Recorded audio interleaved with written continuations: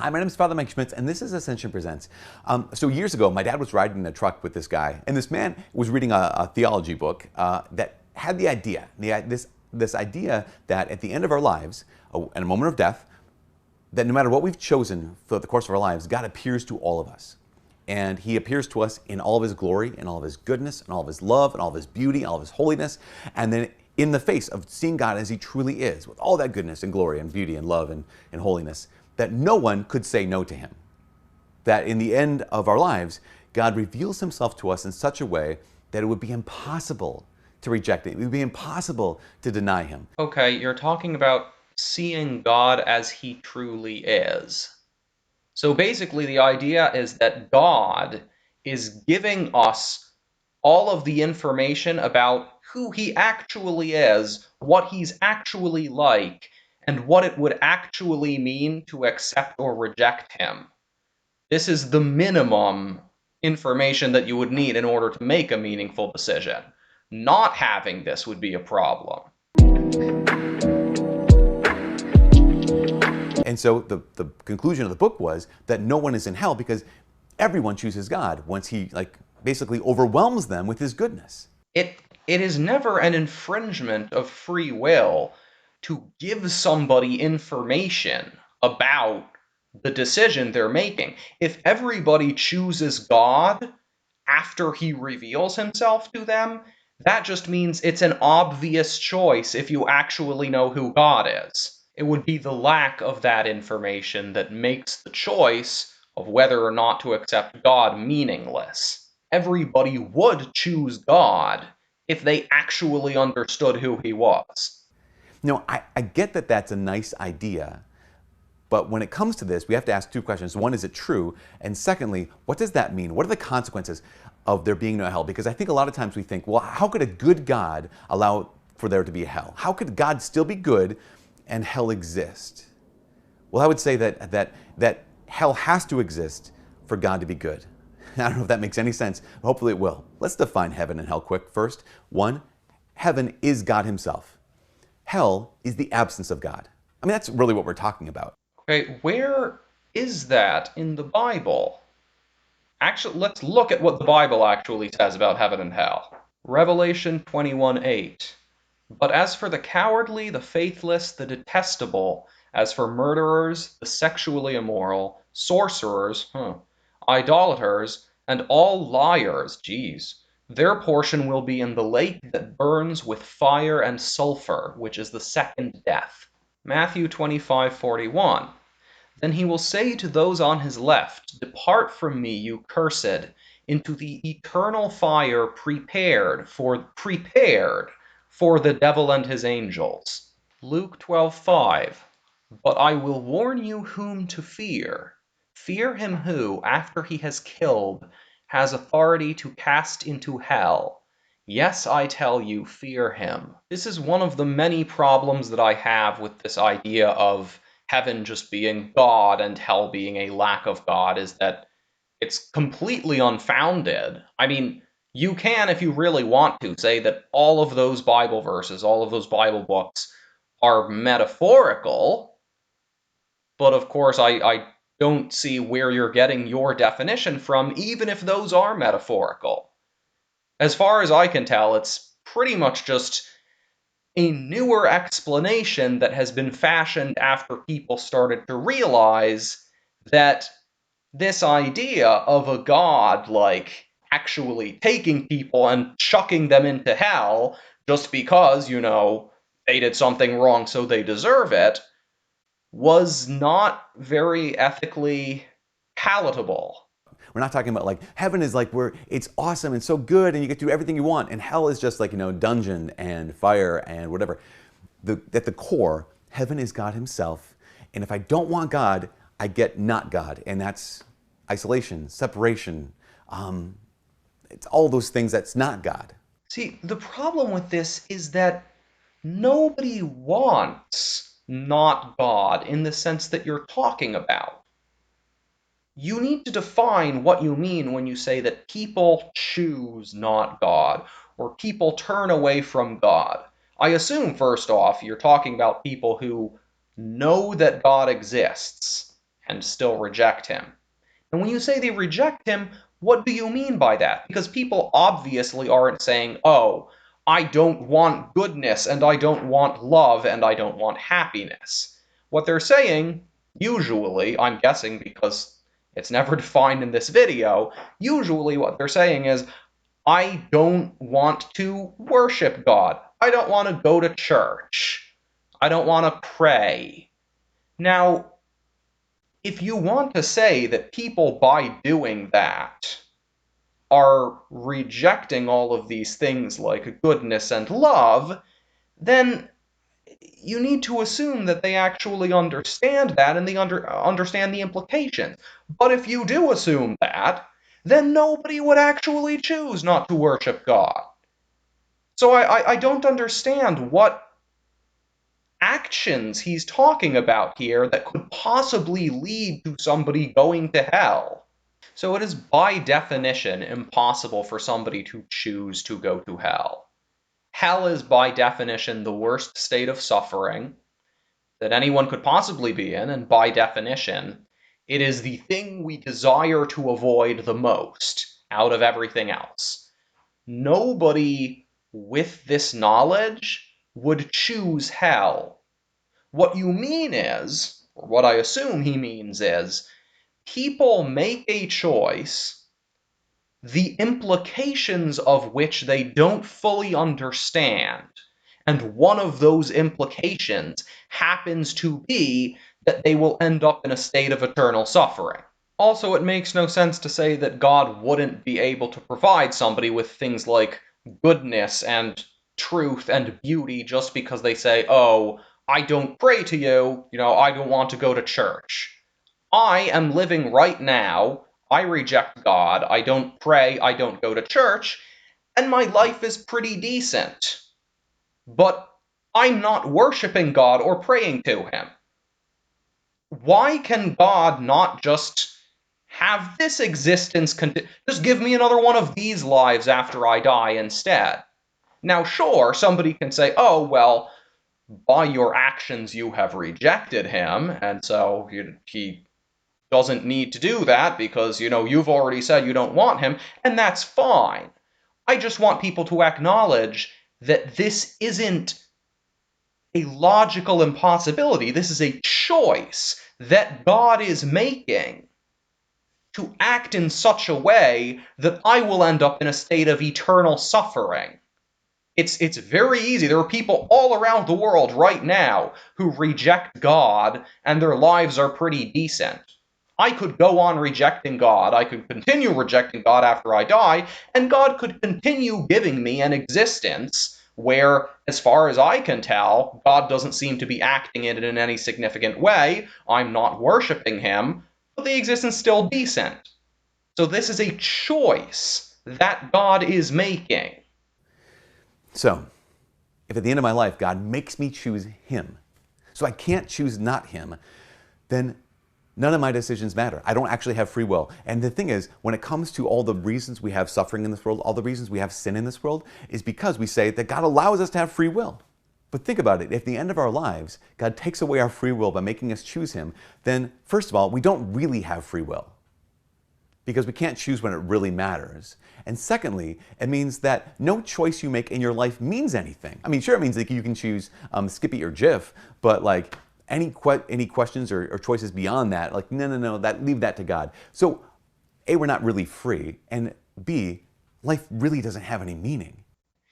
If you had a child, if you had a son or a daughter, and you had to make the choice between, do you want your son or daughter to either not have free will or be tortured forever, which one would you choose?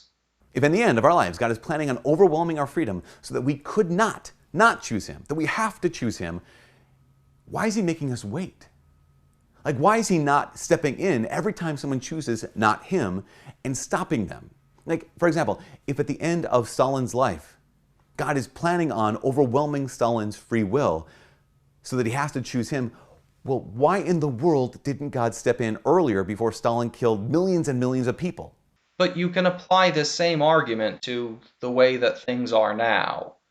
God already knows what everybody's going to choose, whether or not it's free. God knows, or God knew, that Stalin would freely choose to slaughter countless people. So why didn't he step in and enact judgment before he slaughtered countless people? And of course, to generalize, God already knows and did know before humans came around what choices everybody would make.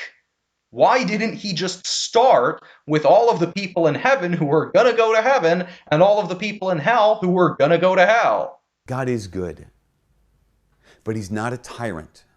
Sometimes I think we would want a good tyrant over a good dad.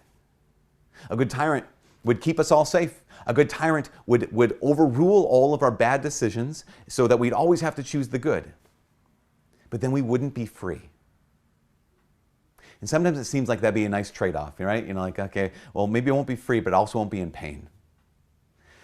But that's not who God is. He's not a good tyrant. He's a good dad.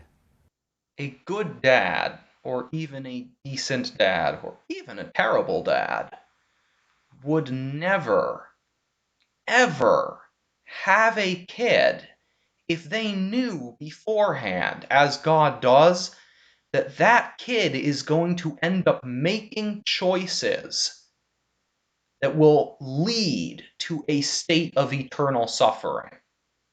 In fact, a good dad would never have a kid, even if there was a slight chance, even if there was an infinitesimal chance that that kid would end up suffering for eternity. A good dad would never have that kid. I mean, it becomes so obvious if you just take any of these arguments and apply it to a person. This is what I like to call the human test. It's a test that I apply whenever people start making claims about why God does this or that, why God makes certain ethical or moral decisions. Just apply it to a human.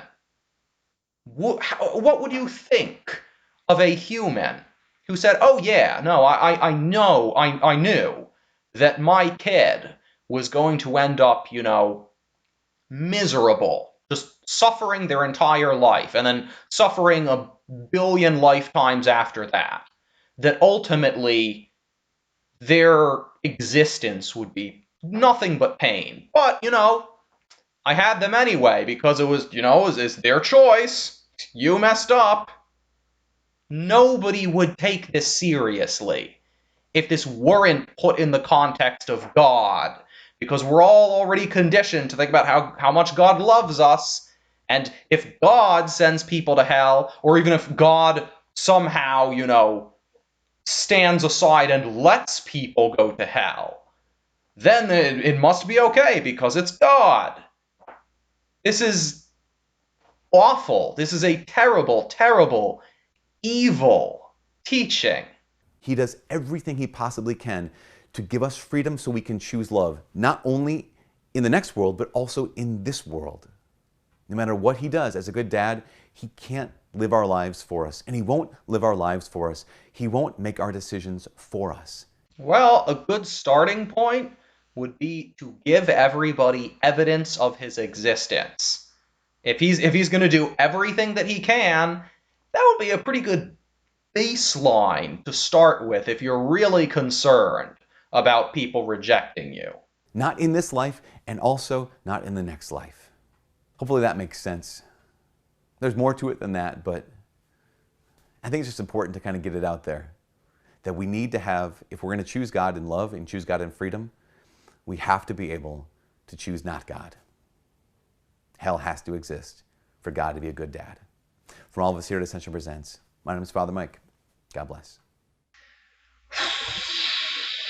So let's consider a couple questions and a couple scenarios that any sane person would have raised as objections to this if we were talking about anything else other than God. Number one, of course, which I brought up earlier, how about people who don't know that God exists? How about people who have either never been given information about God, or, like me, have heard about God and found the information a complete mess and incredibly unconvincing. Do we count as rejecting God? And if not, what exactly happens to us? And if you can not know about God and therefore escape rejecting Him and not be punished for it, we shouldn't tell anybody about Christianity. Second, why does God not just annihilate people who would have gone to hell? I assume God has the power to do that. I assume that if God can create a person, can create a human soul, He can destroy it. That would solve all of the problems put forth in this. We would still have free will, and people who choose God, they get their God reward, and the people who don't simply don't exist. 3, why would God even allow the people who He knows are going to go to hell to be created? It is ultimately because of God that the universe started the way that it did, and the people who exist ended up existing. And He knew that that was going to happen. And He still made it this way, so that what I presume is a ton of people are created who end up choosing hell.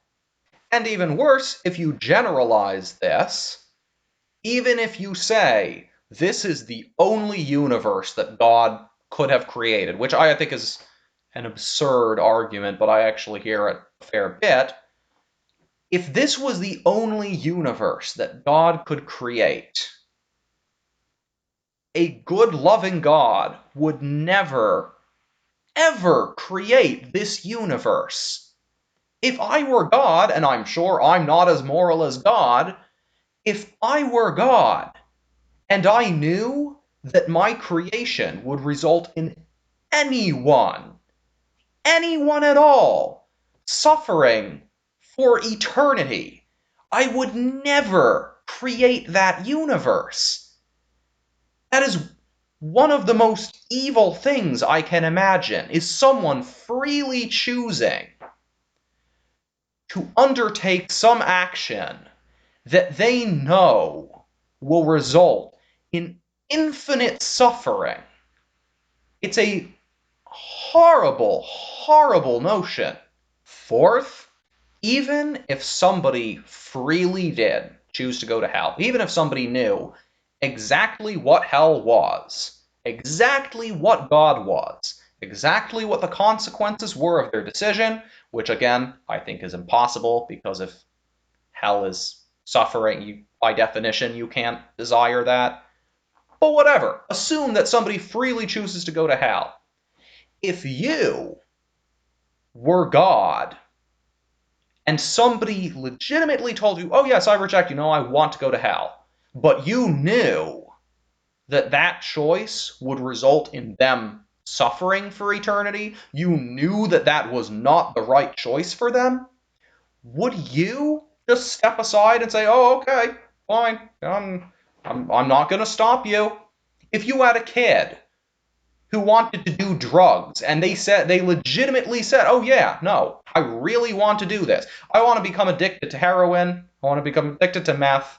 I want to spend the rest of my life in a cardboard box. And you knew, because this is the definition of hell, you knew that they would suffer more if they made that choice. You knew that wasn't the right decision for them, even if they earnestly believed it was. Would you let them do that? If I saw my friend walking off a cliff, I would try to stop them. If they told me, oh no, don't worry, I want to do this, I wouldn't just stand there and be like, oh, okay, well, never mind, and just let them walk off a cliff. It's absurd. No loving parent would ever let their child make a choice that they knew would make that child miserable. By definition, it's a horrible idea. Fifth, what about the people who are in hell now? I assume given the definition of hell, that they don't want to be there. Kind of the definition of suffering is it's unpleasant, you don't want it. So they don't want to be there right now. They understand that they have made a mistake. They would rather be in heaven. If heaven and hell mean anything, then by definition, somebody needs to want to be in heaven. Otherwise, heaven would not be heaven to them and hell would not be hell to them. So they don't want to be there. They understand, I'm sure, what they did wrong. They regret it. They're not choosing now to be in hell. They don't want to be in hell anymore. So, God obviously is not just obeying their will. I assume that he's just going on the choice that they originally made, and now just saying, oh, too bad, you made your choice. I'm sure that he could take them out of hell if he wanted to, or at least annihilate them. But he's just going on their initial choice. And what does that tell you about their initial choice if they made the choice and they now realize it was a bad choice? It means they did not fully understand the implications of the choice they were making. And if somebody does not fully understand that choice, number one, it's God's fault, and number two, it means their original choice wasn't meaningful. And it wasn't a real choice to the extent that it should be, because they did not have the information they needed to make a meaningful choice. The doctrine of hell is one of the most evil doctrines I can imagine. And the only reason that people give it any credence is because it's part of a religion that's been around for a very, very long time, and we're raised with this idea. If this was presented to you in any other context than religion, you would immediately reject it. It is the product of a much, much less ethically advanced age. And it's only now, when people are beginning to realize how morally repugnant it is, that now we start to get all of these wishy-washy reinterpretations of hell as something like a lack of God, and as something that you do to yourself, and it's because God loves you and he doesn't want to, he doesn't want to step on your toes. He wants to make sure that you can happily wander into the worst existence imaginable for all of eternity, because he's just that swell of a guy. This does not deserve anybody's serious consideration. Yeah.